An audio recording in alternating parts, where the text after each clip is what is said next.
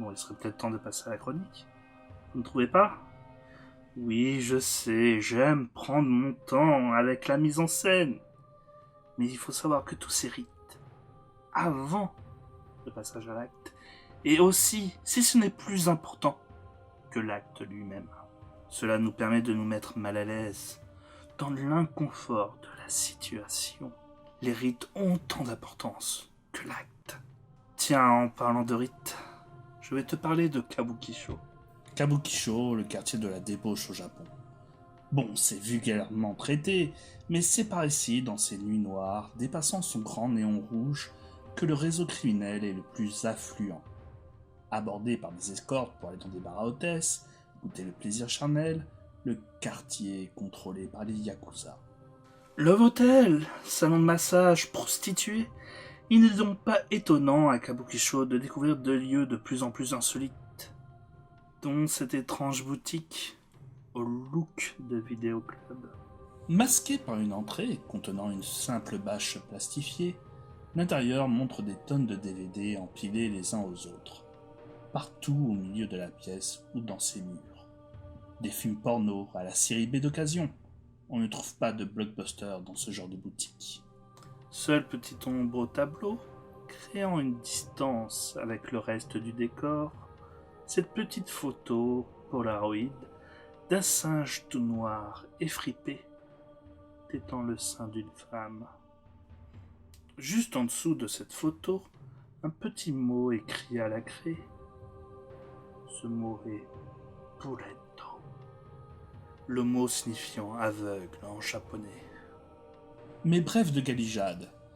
Pour enfin aller plus loin que le simple taudis qu'est ce vidéoclub, vous devez rejoindre le comptoir tenu par une très vieille femme en lui parlant japonais et voir les VHS. Au premier abord, elle n'ira avoir la moindre cassette dans son magasin, mais en insistant et en l'agressant avec quelques yens, elle vous conduira alors dans l'arrière-boutique, mater des VHS enregistrés, avec des inscriptions écrites avec des codes mystérieux, comme MAST 002, KT 106 ou LPS 008.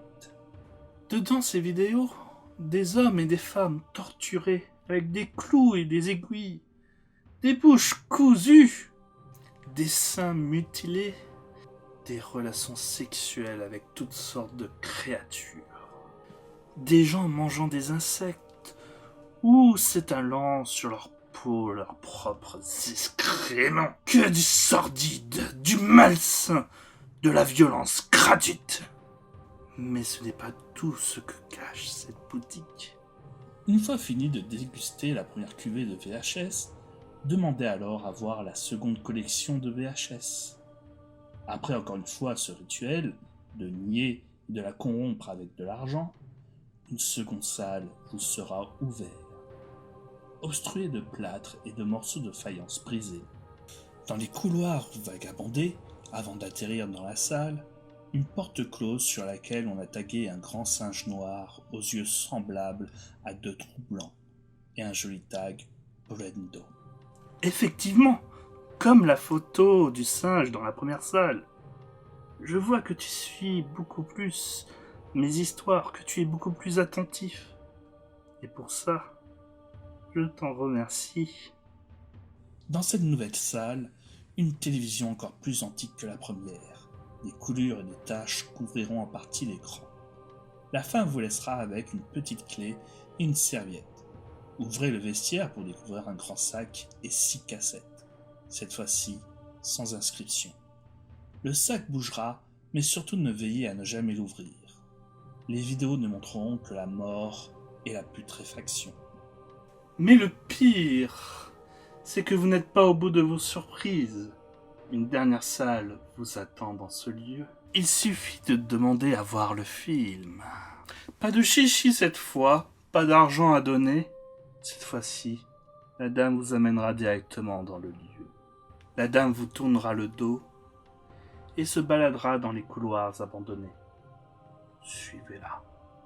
Elle vous mènera à une trappe dissimulée sous un tas de cartons à proximité du graffiti de singe. Vous descendrez par une longue échelle et atteindrez une seconde cave. Cette cave sera rouge, pièce ronde et vide. Le sol sera percé d'une plaque d'égout.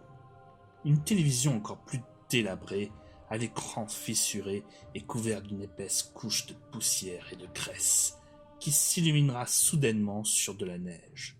Vous entendrez alors des gloussements et des cris rauques, des grognements de bêtes.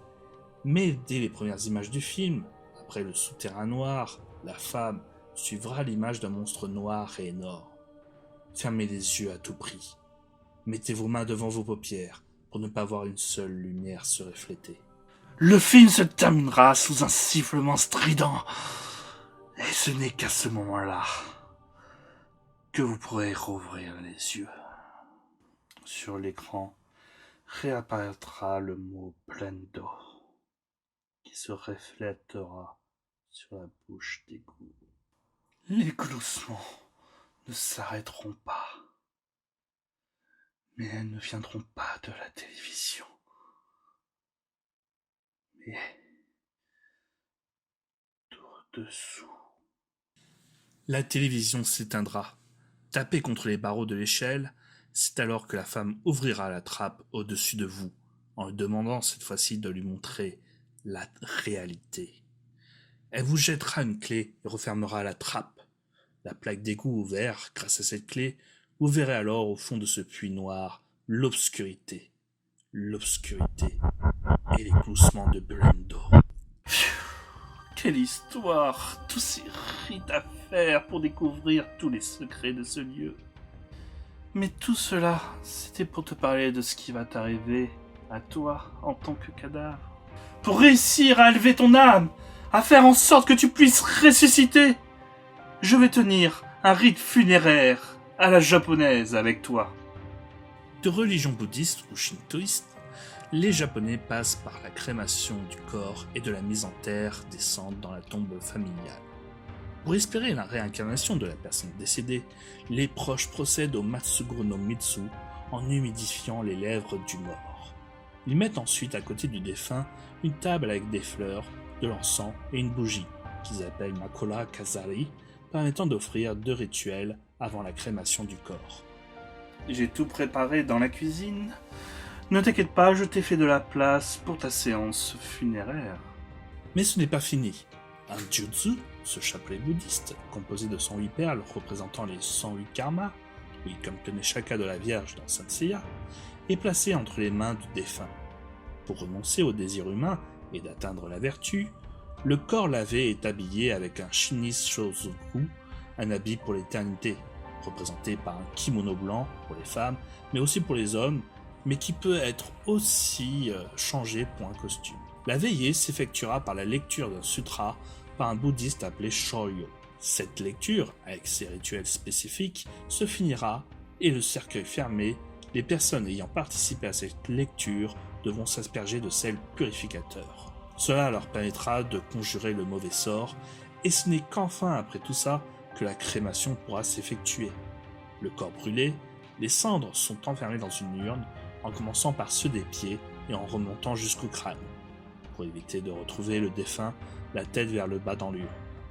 Enfin, tu me diras, il ne reste que des cendres. Ce n'est pas comme si nous voyions une différence.